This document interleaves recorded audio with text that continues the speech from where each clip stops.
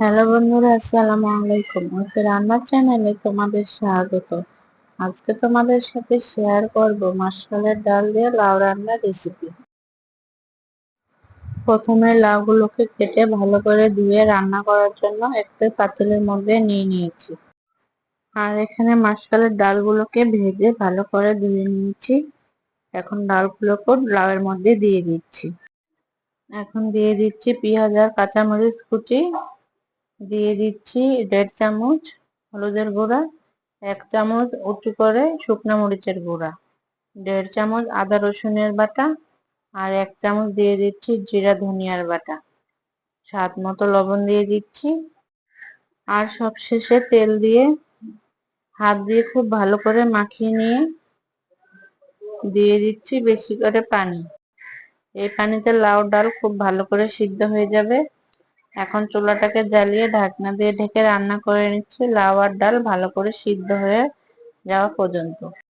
কিছুক্ষণ পর ঢাকনাটাকে তুলে নিচ্ছি। লাউ আর ডাল 70% মতো সিদ্ধ হয়ে গেছে। এখন লাউ ডালটাকে খুব ভালো করে কষিয়ে নিতে হবে।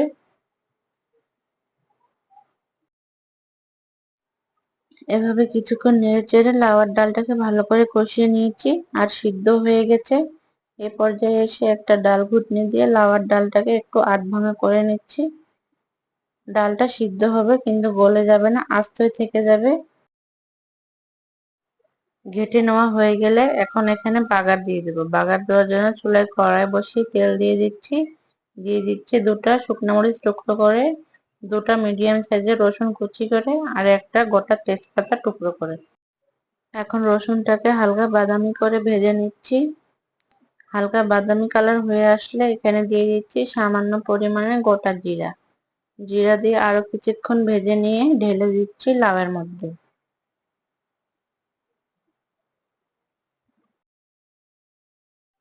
এখন সবকিছু একবার ভালো করে নেড়েচেড়ে মিশিয়ে নিয়ে চুলাটাকে অফ করে ঢাকনা দিয়ে ঢেকে চুলাতে রেখে দিচ্ছি 5-6 মিনিট। এতে লাউয়ের তরকারিটা আর একটু ঘন হয়ে আসবে। এর সাথে তৈরি হয়ে গেল আমাদের খুব সহজে মাসকলাইয়ের ডাল দিয়ে লাউ রান্নার রেসিপি। আশা করছি রেসিপিটা ভালো লাগবে। ইনশাআল্লাহ ফিরে আসবো অন্য কোনো রেসিপি নিয়ে। সেই পর্যন্ত সবাই ভালো থেকো, সুস্থ থেকো। আল্লাহ হাফেজ। আসসালামু আলাইকুম।